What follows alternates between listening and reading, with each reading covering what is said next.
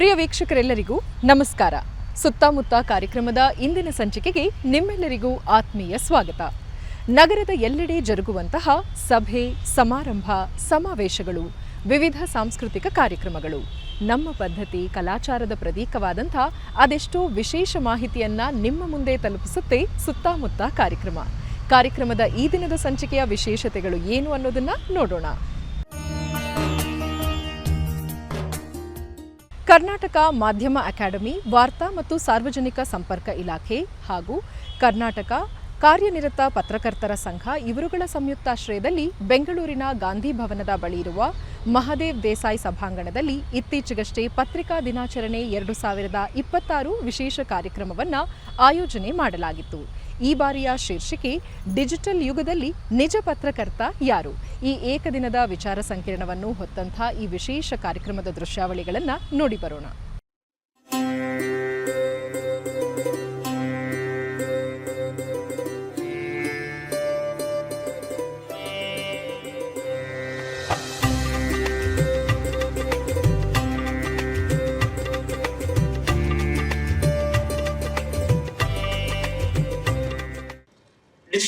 ಈ ಡಿಜಿಟಲ್ ಯುಗದಲ್ಲಿ ನಿಜ ಪತ್ರಕರ್ತ ಯಾರು ಅಂತ ನಾವು ಚೂಸ್ ಮಾಡಿದ್ವಿ. ಈ ಹಾಲ್ ಅಲ್ಲಿ ಬಂದಿರೋರು ಬಹುಶಃ ಎಲ್ಲರೂ ನಿಜ ಪತ್ರಕರ್ತರು. So give big round of applause to all the ನಿಜ ಪತ್ರಕರ್ತರು ಇಲ್ಲಿ ಬಂದಿರೋರು. Thank you so much for making this day a beautiful day and a momentous day.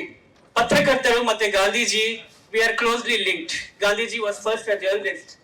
So we are here in Gandhi Bhavan celebrating this day and thanks for making this possible.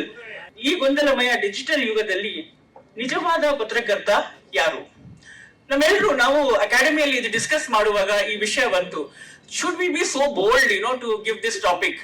ಅಂದ್ರೆ academy ಅಂದ್ರೆ ನಾವು ಸ್ವಲ್ಪ media, democracy ಅದೆಲ್ಲ ಮಾತಾಡ್ಬೇಕು. But first ನಿಜವಾದ ಪತ್ರಕರ್ತ ಯಾರು ಅಂತ ನಾವು ತಿಳ್ಕೊಳ್ಳೋದಾದ್ರೆ, if you don't introspect, what is the point in having an event like this?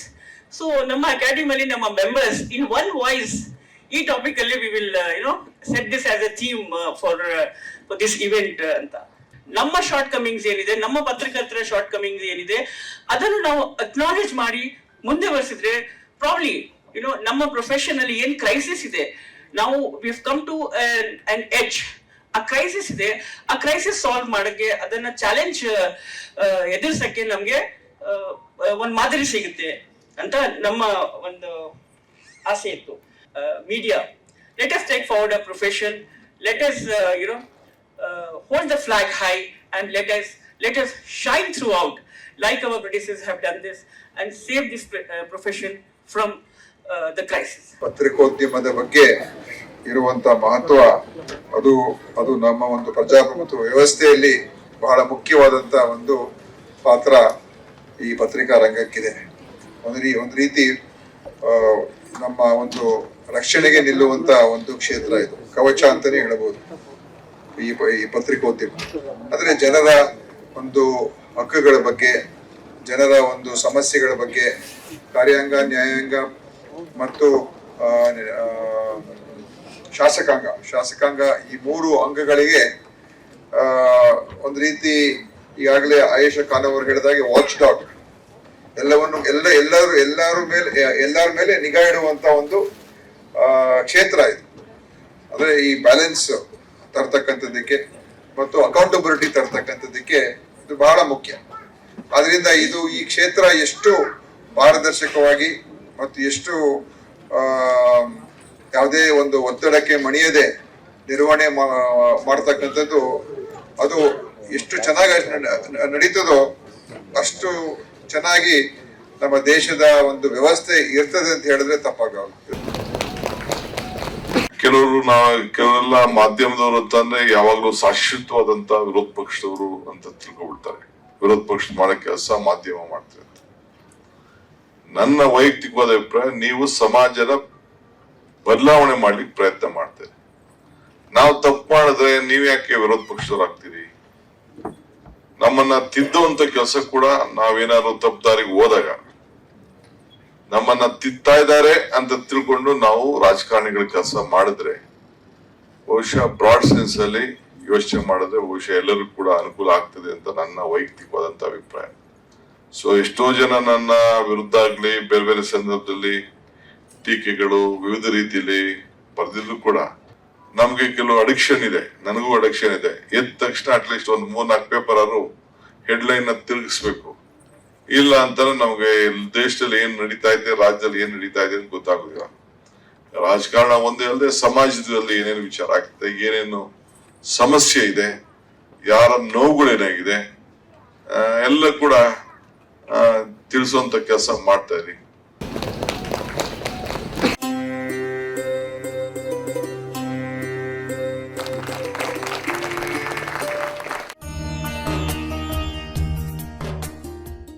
ಭಾರತದ ಪ್ರಸಿದ್ಧ ಗಗನಯಾತ್ರಿ ಹಾಗೂ ಭಾರತೀಯ ವಾಯುಪಡೆಯ ಗ್ರೂಪ್ ಕ್ಯಾಪ್ಟನ್ ಸುಭಾಂಶು ಶುಕ್ಲಾರವರು ಇತ್ತೀಚೆಗಷ್ಟೇ ತಮ್ಮ ಜೀವನದ ಆತ್ಮಚರಿತ್ರೆ ದ ಸೆಕೆಂಡ್ ಆರ್ಬಿಟ್ ಈ ಪುಸ್ತಕವನ್ನ ಲೋಕಾರ್ಪಣೆ ಮಾಡಿದರು.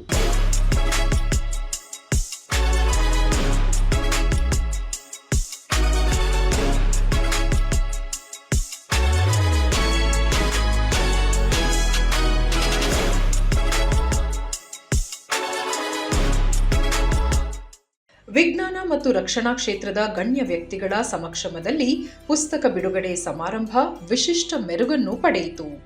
ವೇದಿಕೆಯಲ್ಲಿ ಜವಾಹರ್ಲಾಲ್ ನೆಹರು ತಾರಾಲಯದ ನಿರ್ದೇಶಕರು ಡಾಕ್ಟರ್ ಬಿಆರ್ ಗುರುಪ್ರಸಾದ್, ಇಸ್ರೋ ಸಂಸ್ಥೆಯ ಮಾಜಿ ಅಧ್ಯಕ್ಷರು ಡಾಕ್ಟರ್ ಎಸ್ ಸೋಮನಾಥ್ ರವರು ಉಪಸ್ಥಿತರಿದ್ದರು. ಇಸ್ರೋ ಮಾಜಿ ಅಧ್ಯಕ್ಷರು ಹಾಗೂ ಪ್ರಸ್ತುತ ಬಿಎಎಸ್ಸಿ ಆಡಳಿತ ಮಂಡಳಿಯ ಅಧ್ಯಕ್ಷರು ಶ್ರೀ ಎಎಸ್ ಕಿರಣ್ ಕುಮಾರ್ ವೇದಿಕೆಯನ್ನು ಅಲಂಕರಿಸಿದ್ದರು. 1984ರ ಇಂಡೋ ಸೋವಿಯತ್ ಸಂಯುಕ್ತ ಬಾಹ್ಯಾಕಾಶಯಾನದಲ್ಲಿ ಕಾರ್ಯನಿರ್ವಹಿಸಿದ್ದ ನಿವೃತ್ತ ಏರ್ ಕೊಮೊಡೋರ್ ರವೀಶ್ ಮಲ್ಹೋತ್ರಾ ರವರು ಉಪಸ್ಥಿತರಿದ್ದರು. ಭಾರತೀಯ ವಾಯುಪಡೆಯ ಗ್ರೂಪ್ ಕ್ಯಾಪ್ಟನ್ ಶುಭಾಂಶು ಶುಕ್ಲಾರವರ ಉಪಸ್ಥಿತಿಯಲ್ಲಿ ಈ ವಿಶೇಷ ಕಾರ್ಯಕ್ರಮ ಮೂಡಿಬಂದಿದ್ದು, ಭಾರತ ಸರ್ಕಾರದ ಮಾಜಿ ಪ್ರಧಾನ ವೈಜ್ಞಾನಿಕ ಸಲಹೆಗಾರರಾದ ಪ್ರೊಫೆಸರ್ ಕೆ ವಿಜಯ ರಾಘವನ್ ಈ ಕಾರ್ಯಕ್ರಮದಲ್ಲಿ ಭಾಗವಹಿಸಿದ್ದು ಮತ್ತಷ್ಟು ವಿಶೇಷವಾಗಿ ಮೂಡಿಬಂತು. ಭಾರತೀಯ ವಾಯುಪಡೆಯ ತರಬೇತಿ ಕಮಾಂಡ್ನ air officer commanding in chief ಆಗಿರುವ ಏರ್ ಮಾರ್ಷಲ್ ಸೀತಾಪಳ್ಳಿ ಶ್ರೀನಿವಾಸ್ ರವರು ಹಾಗೂ ಗಗನಯಾನ ಯೋಜನೆಯ ಅಂತರಿಕ್ಷ ಯಾತ್ರಿಗಳಾಗಿರುವ air commodore Prashanth Balakrishnan Nair group captain Shubhanshu ಶುಕ್ಲಾರವರೊಂದಿಗೆ ವೇದಿಕೆಯನ್ನು ಹಂಚಿಕೊಂಡರು. ಗಣ್ಯರೆಲ್ಲರ ಸಮ್ಮುಖದಲ್ಲಿ ಜರುಗಿದ ದ ಸೆಕೆಂಡ್ ಆರ್ಬಿಟ್ ಪುಸ್ತಕ ಬಿಡುಗಡೆ ಸಮಾರಂಭವು ವಿಜ್ಞಾನ, ಸಂಶೋಧನೆ ಮತ್ತು ರಾಷ್ಟ್ರಾಭಿವೃದ್ಧಿಯ ಮಹತ್ವವನ್ನು ಮತ್ತಷ್ಟು ಉಜ್ವಲಗೊಳಿಸಿತು. This book is going to probably bring out and showcase to you is something we need to understand. See, not today the world has changed so much, and most of us are looking at video activities, and then whatever is happening is all seen in a visual display mode. But what is the fundamental difference between when you come to know of things through video versus when you come to know things from a book? The basic difference I see is when you read a book, the visualization happens through your asli intelligence, which creates based on the words what you want to visualize. So it is your opportunity to actually create a visual outcome of what you read. And this is what makes the difference between what you see in a video. In a video, it's already there. You are only a witness to that. But when you read in the book, you have the freedom of creating the visual aspect of that. Me played a small part in the whole journey, and that's what I am very proud of. I think many of you may not be joining that, may be knowing that it was my role to play to select him for this mission, along with some other people, out of those 4 Gaganyatris that we had, and I am very proud of that we picked the right person for that at this moment.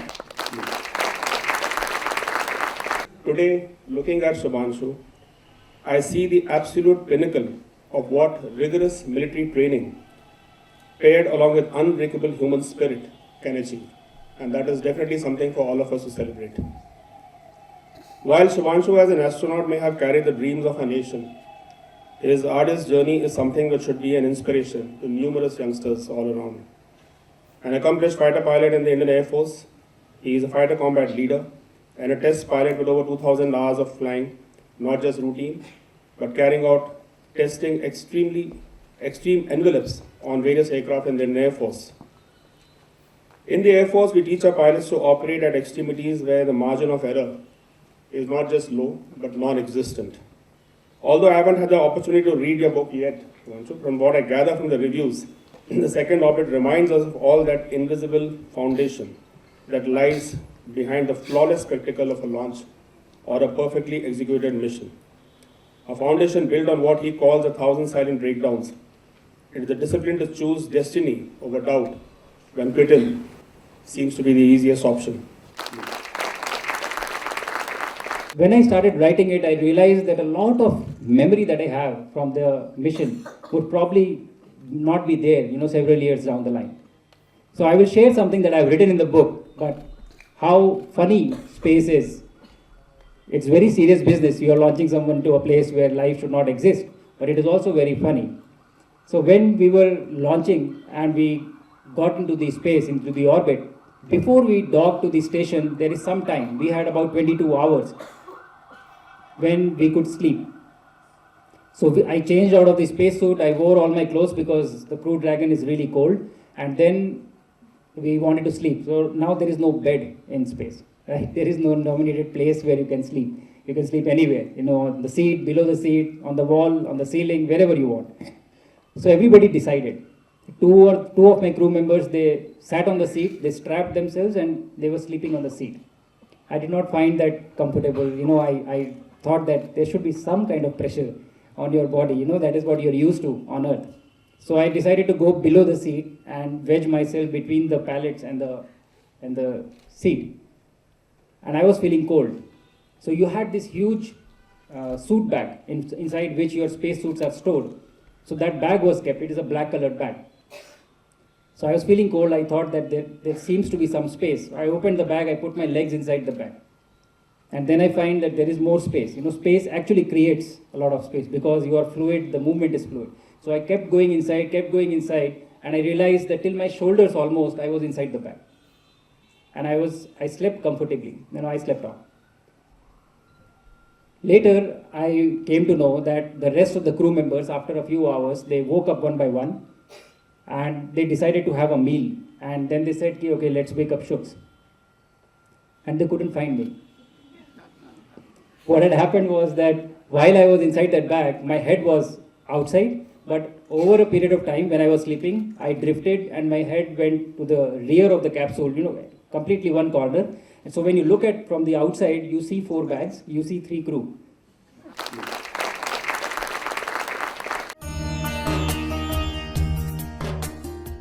ಮಾಜಿ ಸಂಸದರು ಹಾಗೂ ರಾಜಕಾರಣಿಗಳು ಎಲ್.ಆರ್. ಶಿವರಾಮೇಗೌಡರವರು ತಮ್ಮ ಶಿವಪಥ ಅನ್ನುವಂಥ ಅಭಿನಂದನಾ ಗ್ರಂಥವನ್ನು ಇತ್ತೀಚೆಗಷ್ಟೇ ಬೆಂಗಳೂರಿನ ಅರಮನೆ ಮೈದಾನದ ಗಾಯತ್ರಿ ವಿಹಾರ್ನಲ್ಲಿ ಅದ್ಧೂರಿಯಾದಂಥ ಲೋಕಾರ್ಪಣೆ ಕಾರ್ಯಕ್ರಮದೊಂದಿಗೆ ತಮ್ಮ ವೃತ್ತಿ ಜೀವನದ 4 ದಶಕಗಳ ರಾಜಕೀಯ ಪಯಣದ ಕುರಿತಾದಂಥ ಹಾಗೂ ಬದುಕು ಬವಣೆ ಕುರಿತಾದಂಥ ಅಭಿನಂದನಾ ಗ್ರಂಥದೊಂದಿಗೆ ಜನಮಾನಸವನ್ನು ನಿಬ್ಬೆರಗಾಗಿಸಿದ್ದಾರೆ.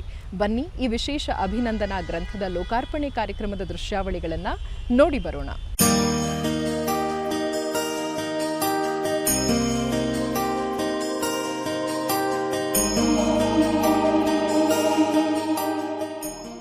ಮಾಜಿ ಸಂಸದರು ಹಾಗೂ ಖ್ಯಾತ ರಾಜಕಾರಣಿ ಎಲ್.ಆರ್. ಶಿವರಾಮೇಗೌಡರ ನೂತನ ಅಭಿನಂದನಾ ಗ್ರಂಥವೇ ಶಿವಪಥ. ಈ ಪುಸ್ತಕಕ್ಕೆ ಕನ್ನಡದ ಖ್ಯಾತ ಸಾಹಿತಿ ಹಾಗೂ ಸಂಸ್ಕೃತಿ ಚಿಂತಕರು ನಾಡೋಜ ಡಾಕ್ಟರ್ ಹಂಪ ನಾಗರಾಜಯ್ಯರವರು ಪ್ರಧಾನ ಸಂಪಾದಕರಾಗಿ ಕಾರ್ಯನಿರ್ವಹಿಸಿದ್ದಾರೆ. ಮಾಜಿ ಸಂಸದರು ಎಲ್.ಆರ್. ಶಿವರಾಮೇಗೌಡರು ತಮ್ಮ ರಾಜಕೀಯ ಜೀವನದ 4 ದಶಕಗಳ 7 ಬೀಳುಗಳನ್ನು ಈ ನೂತನ ಅಭಿನಂದನಾ ಗ್ರಂಥದಲ್ಲಿ ಹೊರತಂದಿದ್ದಾರೆ.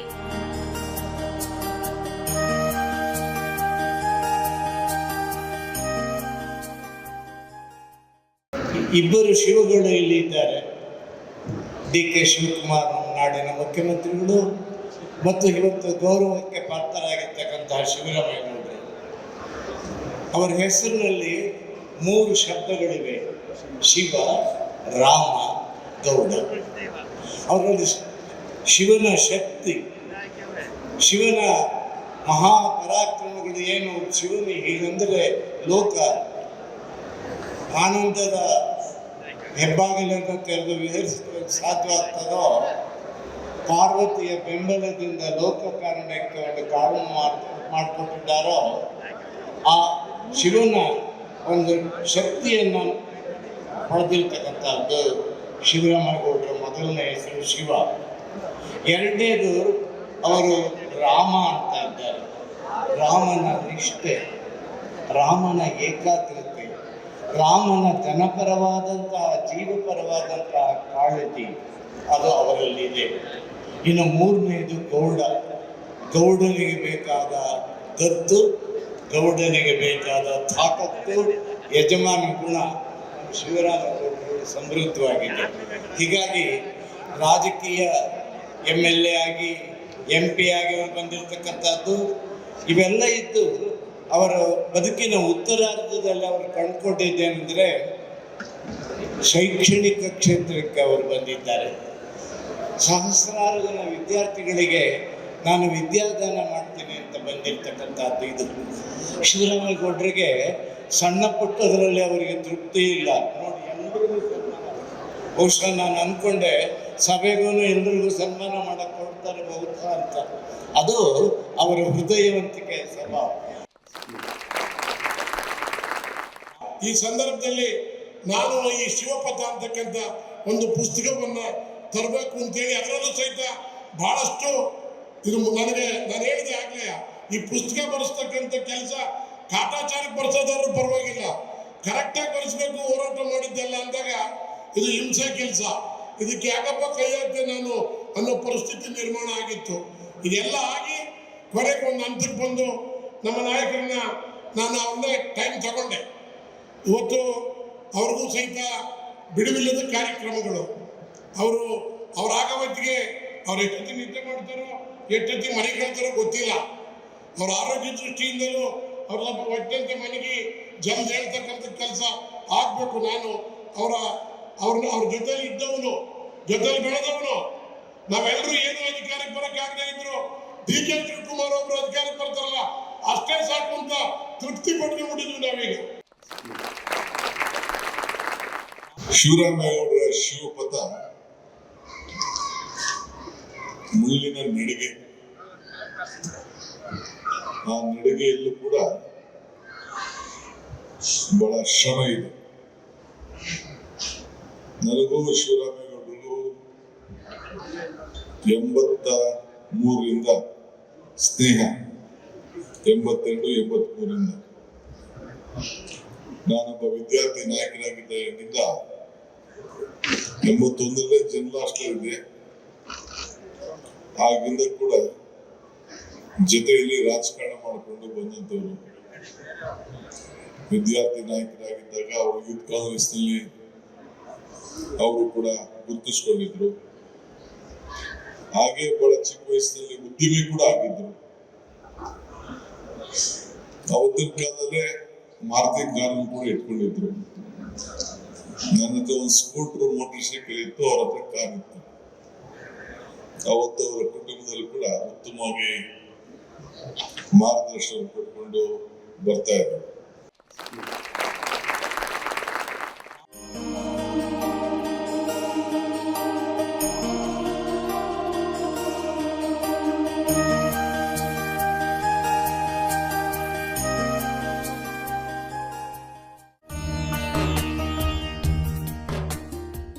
ಭಾರತದ ವೈದ್ಯಕೀಯ ಕ್ಷೇತ್ರದಲ್ಲಿ ಅಪಾರವಾಗಿ ಕೊಡುಗೆ ನೀಡಿದಂತಹ ವೈದ್ಯರುಗಳನ್ನು ನಮಿಸಿ ಸತ್ಕರಿಸುವಂತಹ, ಗುರುತಿಸಿ ಗೌರವಿಸುವಂತಹ ಒಂದು ಸುದಿನ ಅಂದರೆ ಅದು ಜುಲೈ 1ರಂದು ಪ್ರತಿ ವರ್ಷ ಆಚರಿಸಲಾಗುವಂತಹ ರಾಷ್ಟ್ರೀಯ ವೈದ್ಯರ ದಿನ. ಡಾಕ್ಟರ್ BC ರಾಯ್ ಇವರ ಸ್ಮರಣಾರ್ಥ ಈ ಮಹಾನ್ ವ್ಯಕ್ತಿತ್ವ ಹಾಗೂ ಅವರು ಮಾಡಿದಂಥ ಕೆಲಸಗಳ ಕೊಡುಗೆಯನ್ನು ಸ್ಮರಿಸುತ್ತಾ ಜುಲೈ 1ರಂದು ರಾಷ್ಟ್ರೀಯ ವೈದ್ಯರ ದಿನಾಚರಣೆಯಾಗಿ ಆಚರಿಸಲಾಗುತ್ತೆ. ರಾಷ್ಟ್ರವ್ಯಾಪಿ, ಸಾಮುದಾಯಿಕವಾಗಿ, ಮಾನವೀಯವಾಗಿ, ಸಾಮಾಜಿಕವಾಗಿ ಹಾಗೂ ವೈದ್ಯಕೀಯ ಕ್ಷೇತ್ರದಲ್ಲಿ ಅಪಾರ ಕೊಡುಗೆಯನ್ನು ನೀಡಿದಂತಹ ವೈದ್ಯರುಗಳನ್ನು ಗುರುತಿಸಿ ಗೌರವಿಸಿ ಸತ್ಕರಿಸಲಾಗುತ್ತೆ.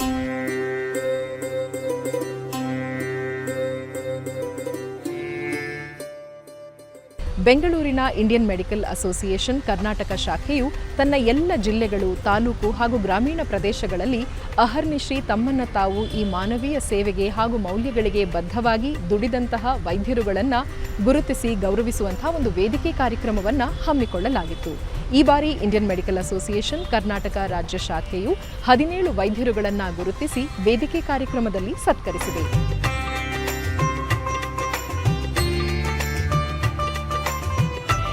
ನೋಡಿ, ಇವತ್ತು ಡಾಕ್ಟರ್ B.C. ರಾಯ್ ಅವರ ಹುಟ್ಟಿದ ದಿನ ಮತ್ತು ಮರಣ ಹೊಂದಿದ ದಿನ, ಯಾವ ರೀತಿ ಕೋಟಿಗಟ್ಟಲೆ ವೈದ್ಯರಿಗೆ ಅವರು ಇನ್ಸ್ಪಿರೇಷನ್ ಆಗಿದ್ದಾರೋ, ಮೇ ಬಿ ಇವರು ಕೂಡ ಇನ್ಸ್ಪಿರೇಷನ್ ತಗೊಂಡು ಈ ಎಷ್ಟೋ ಅಚೀವ್ಮೆಂಟ್ಸ್ ಮಾಡಿ ಬೇರೆ ವೈದ್ಯರಿಗೂ ಕೂಡ ಮಾದರಿಯಾಗಿದ್ದಾರೆ. ಅವರನ್ನು ಬೆಂಬಲಿಸಲು ಬಂದಿರುವಂತಹ ಅವರ ಸ್ನೇಹಿತರಿಗೂ, ಶ್ರೇಯೋಭಿಲಾಷಿಗಳಿಗೂ ಮತ್ತು ಅವರ ಕುಟುಂಬ ವರ್ಗದವರಿಗೂ ಕೂಡ ಭಾರತೀಯ ವೈದ್ಯಕೀಯ ಸಂಘದ ಪರವಾಗಿ ನಾನು ಸುಸ್ವಾಗತವನ್ನು ಕೋರ್ತಾ ಇದ್ದೇನೆ. ಇದನ್ನು ತಮಗೆ ಗೊತ್ತಿರೋ ಹಾಗೆ ಶರೀರೇ ಜರ್ಜರಿ ಭೂತೆ ವ್ಯಾಧಿಗ್ರಸ್ತೆ ಕಳೇಬರೇ ಛ ಔಷಧಂ ಜಾಹ್ನವಿ ತೋಯಂ ವೈದ್ಯೋ ನಾರಾಯಣೋ ಹರೀಚಿ. ಇದು ಬಹಳ ಪುರಾತನ ಕಾಲದಿಂದ ವೈದ್ಯರ ಬಗ್ಗೆ ವೈದ್ಯೋ ನಾರಾಯಣೋ ಹರಿ ಅಂತ ಹೇಳ್ತಿದ್ದಾರೆ. ಆದರೆ ಅದರಲ್ಲಿ ಏನು ಕೊನೆಯ ಅರ್ಥ ಹೇಳ್ತದೆ ಅಂದರೆ, ವೈದ್ಯನೂ ಸಹ ಚಿಕಿತ್ಸೆ ಕೊಟ್ಟ ನಂತರವೂ ರೋಗಿ ಗುಣ ಆಗದೆ ಇದ್ದರೆ ನಾರಾಯಣನನ್ನು ನಾವು ಜ್ಞಾಪಿಸ್ಕೋಬೇಕು ಅಂತ ಅದರ ಅರ್ಥ. ಆದರೆ ಅದನ್ನು ನಾವು ಕಟ್ ಶಾರ್ಟ್ ಮಾಡಿಕೊಂಡು ವೈದ್ಯನೇ ನಾರಾಯಣ ಅಂತ ಹೇಳ್ಬಿಟ್ಟು ಕಲ್ಪನೆಯಲ್ಲಿ ಬದುಕ್ತಾ ಇದ್ದೀವಿ. ನಮಗೆಲ್ಲ ಗೊತ್ತಿರೋ ಹಾಗೆ WHO ನಾಮ್ ಪ್ರಕಾರ 1,000 ಪಾಪ್ಯುಲೇಷನ್ಗೆ ಒಬ್ಬ ವೈದ್ಯ ಇರಬೇಕು ಅಂತ. ಆದರೆ ನಮ್ಮ ಭಾರತ ರಾಷ್ಟ್ರದಲ್ಲಿ ಇವತ್ತು 800 ಜನಸಂಖ್ಯೆಗೆ ಒಬ್ಬ ವೈದ್ಯ ತಯಾರಾಗ್ತಾ ಇದ್ದಾನೆ. ಅಷ್ಟು ಇದ್ರೂ ಸಹ ನಾವು ವೈದ್ಯಕೀಯ ಮಹಾವಿದ್ಯಾಲಯಗಳನ್ನು ಪ್ರತಿ ವರ್ಷ ಹೆಚ್ಚೆಚ್ಚಾಗಿ ನೀಡ್ತಾ ಹೋಗ್ತಾ ಇದ್ದೇವೆ. ಹೊಸ ವೈದ್ಯ ಕಾಲೇಜುಗಳು ಬರ್ತಾನೆ ಇದ್ದಾವೆ. ಆದರೆ ಅಲ್ಲಿ ಇನ್ಫ್ರಾಸ್ಟ್ರಕ್ಚರ್ ಕೊರತೆ ಇದೆ, ಮ್ಯಾನ್ ಪವರ್ ಕೊರತೆ ಇದೆ, ಅಲ್ಲಿ ಟೀಚರ್ಸ್ ಕೊರತೆ ಇದೆ. ಇಷ್ಟೆಲ್ಲ ಕೊರತೆಗಳ ಮಧ್ಯೆ ಅವರು ಒಬ್ಬ ವೈದ್ಯನಾಗಿ ಹೊರಹೊಮ್ಮವರು ಎಷ್ಟು ಮಟ್ಟಿಗೆ ಇರ್ತಾರೆ ಅನ್ನೋದನ್ನು ನಾವು ಅವಲೋಕಿಸಬೇಕಾದಂಥ ಕ್ಷಣ ಇದಾಗಿದೆ. ಇವತ್ತು ವೈದ್ಯರ ದಿನಾಚರಣೆ, ನಾವು ಡಾಕ್ಟರ್ B.C. ರಾಯ್ ಅವರ ಜನ್ಮ ದಿನಾಚರಣೆಯನ್ನು ನಾವು ವೈದ್ಯರ ದಿನಾಚರಣೆ ಅಂತ ನಾವು ಯಾಕೆ ಮಹಾನುಭಾವರ ಜನ್ಮದಿನವನ್ನು ಆಚರಣೆ ಮಾಡ್ತೀವಿ ಅಂತಂದರೆ, ಯಾರು ತಮಗಾಗಿ ಅಲ್ಲದೇ ಸಮಾಜಕ್ಕಾಗಿ, ದೇಶಕ್ಕಾಗಿ ತಮ್ಮ ಸರ್ವಸ್ವವನ್ನು ಅರ್ಪಣೆ ಮಾಡಿ ತಮಗೋಸ್ಕರ ಅಲ್ಲದೇ ಸಮಾಜದಗೋಸ್ಕರ, ದೇಶಕ್ಕೋಸ್ಕರ, ಸಾರ್ವಜನಿಕರಿಗೋಸ್ಕರ ತಮ್ಮ ಜೀವನವನ್ನು ಮುಡುಪಾಗಿಟ್ಟು ತಮ್ಮ ಜೀವನ ಸಂಪೂರ್ಣ ಸೇವೆಯಲ್ಲಿ ತೊಡಗೊಳಿಸ್ತಾರೆ. ಅಂಥವರ ದಿನಾಚರಣೆಯನ್ನು ನಾವು ಆಚರಣೆ ಮಾಡ್ತೀವಿ. Doctor B.C. ರಾಯ್ ಅವರು ಈಗ ಭಾಳ ಸುದೀರ್ಘವಾಗಿ ಇಲ್ಲಿ ನಮ್ಮ ವೈದ್ಯರು ಹೇಳಿದರು ಅವರ ಜೀವನ ಹೇಗಿತ್ತು ಅಂತ ಹೇಳಿ. ಮತ್ತು ಒಬ್ಬ ಮುಖ್ಯಮಂತ್ರಿಯಾಗಿ ಅವರು ವೆಸ್ಟ್ ಬೆಂಗಾಲನ್ನು ಒಂದು ಹೊಸ ಅಭಿವೃದ್ಧಿಯ ಪಥದಲ್ಲಿ ತೆಗೆದೊಯ್ಯೋದ್ರ ಜೊತೆಗೆ ತಮ್ಮ ವೃತ್ತಿಯನ್ನು ಅವರು ತಮ್ಮ ಜೀವನದಲ್ಲಿ ಅಂತ್ಯದವರೆಗೂ ಕೂಡ ಅದನ್ನು ಕಾಪಾಡ್ಕೊಂಡು ಬಂದಿರತಕ್ಕಂಥ ಒಬ್ಬ ಅನುಕರಣೀಯ ನಾಯಕ ಅಂತ ಹೇಳಿ ಅವರ ದಿನಾಚರಣೆಯನ್ನು ನಾವು ವೈದ್ಯರ ದಿನಾಚರಣೆ ಅಂತ ಆಚರಣೆ ಮಾಡ್ತೀವಿ.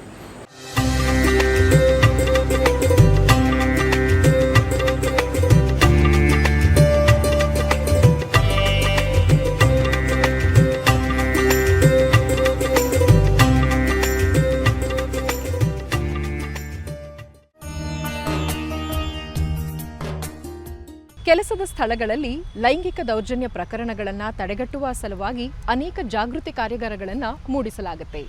ಭಾರತದಲ್ಲಿ 2013ನೇ ಇಸವಿಯಲ್ಲಿ ಮಹಿಳೆಯರಿಗೆ ಅನೇಕ ಒಂದು ವಿಧಾನವಾದಂತಹ ಲೈಂಗಿಕ ಕಿರುಕುಳ ಹಾಗೂ ಕೆಲಸದ ಜಾಗದಲ್ಲಿ ಲೈಂಗಿಕ ದೌರ್ಜನ್ಯಗಳ ಪ್ರಕರಣಗಳು ಹೆಚ್ಚಾಗ್ತಾ ಇರುವಂತೆ ವಿಶೇಷ ರೀತಿಯಾದಂತಹ ಅನುಕೂಲಕರ ವಾತಾವರಣವನ್ನು ನಿರ್ಮಿಸಲು ಹಾಗೂ ಯಾವುದೇ ರೀತಿಯಾದಂತಹ ಸಮಸ್ಯೆಗಳು ಇದ್ದಲ್ಲಿ, ಪ್ರಕರಣಗಳು ದಾಖಲಾದಲ್ಲಿ ಅದನ್ನು ಪರಿಹರಿಸುವಂತಹ ನಿಟ್ಟಿನಲ್ಲಿ ಪಾಶ್ ಅಥವಾ ಪ್ರಿವೆನ್ಷನ್ ಆಫ್ ಸೆಕ್ಷುವಲ್ ಹರಾಸ್ಮೆಂಟ್ ಅಥವಾ ಲೈಂಗಿಕ ದೌರ್ಜನ್ಯ ಕೆಲಸದ ಸ್ಥಳದಲ್ಲಿ ಆಗದೇ ಇರುವಂತೆ ನೋಡಿಕೊಳ್ಳಲು ಒಂದು ಕಾನೂನನ್ನು ಜಾರಿ ಮಾಡಲಾಯಿತು. ಅಂದಿನಿಂದ ಆರಂಭವಾದಂಥ ಈ ಜಾಗೃತಿ ಕಾರ್ಯಾಗಾರಗಳು ಇಂದಿಗೂ ಕೂಡ ಪ್ರತಿ ಕಚೇರಿಗಳಲ್ಲೂ ನಡೀತಾ ಬಂದಿದೆ. ಅದೇ ನಿಟ್ಟಿನಲ್ಲಿ ಬೆಂಗಳೂರಿನ ದೂರದರ್ಶನ ಕೇಂದ್ರ ಚಂದನ ವಾಹಿನಿಯ ಕಚೇರಿಯಲ್ಲಿಯೂ ಕೂಡ ಜಾಗೃತಿ ಕಾರ್ಯಾಗಾರವನ್ನು ಹಮ್ಮಿಕೊಳ್ಳಲಾಗಿತ್ತು. ಈ ಜಾಗೃತಿ ಕಾರ್ಯಾಗಾರದಲ್ಲಿ ಚಂದನ ವಾಹಿನಿಯ ಮುಖ್ಯಸ್ಥರು, ಸುದ್ದಿ ವಿಭಾಗದ ಮುಖ್ಯಸ್ಥರು, ಕಾರ್ಯಕ್ರಮ ವಿಭಾಗದ ಮುಖ್ಯಸ್ಥರು, ಅಧಿಕಾರಿಗಳು, ತಂತ್ರಜ್ಞರು ಹಾಗೂ ಸಿಬ್ಬಂದಿ ವರ್ಗದವರು ಪಾಲ್ಗೊಂಡಿದ್ದರು.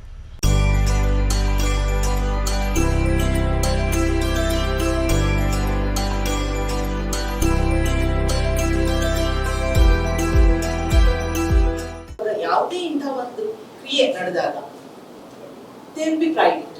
Normally they choose to be private. ಅವಾಗ ಇದೇನಂತ ಹೇಳುತ್ತೆ, ಸಾಕ್ಷಿ ಕೊಡಿ ಅಂತ ಕೇಳ್ತೀವಿ. ಎಷ್ಟೊತ್ತಿಗಾಯ್ತು, ಎಲ್ಲಾಯ್ತು, ಯಾರಿದ್ರು, ಅವರಿದ್ರ, ಇವರಿದ್ರ, ಸಾಕ್ಷಿ ಹೆಂಗೆ ಸೃಷ್ಟಿ ಆಗಕ್ಕೆ ಸಾಧ್ಯ? when this act happens in ಭಾಷೆ ಅಂದ್ರೆ ಎಲ್ರಿಗೂ ಗೊತ್ತಿದೆ, prevention of sexual harassment at work place ಅಂತ. ಅದು ಆಕ್ಟ್ ತುಂಬಾ ದೊಡ್ಡ ಹೆಸರಿದೆ.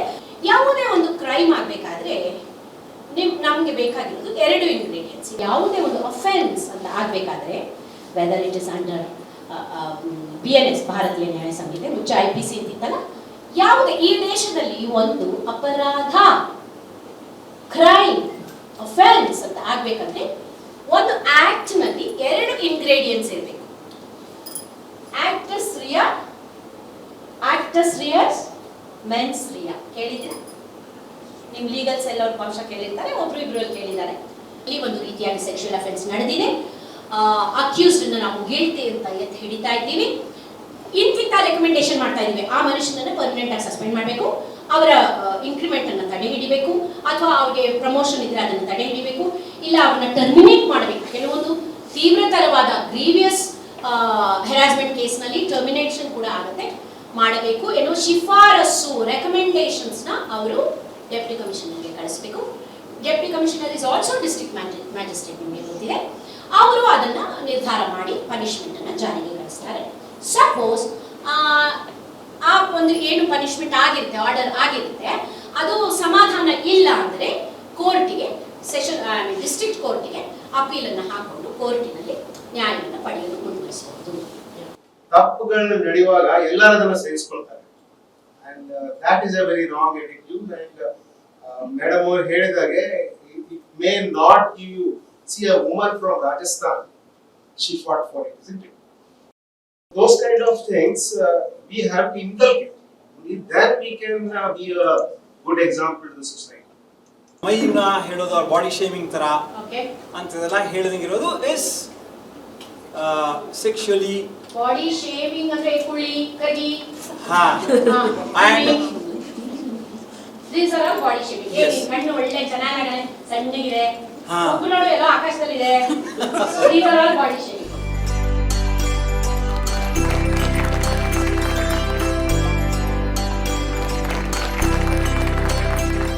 ಪ್ರಿಯ ವೀಕ್ಷಕರೇ, ಇದಾಗಿತ್ತು ಇಂದಿನ ಸುತ್ತಮುತ್ತ ಕಾರ್ಯಕ್ರಮದ ಸಂಚಿಕೆ.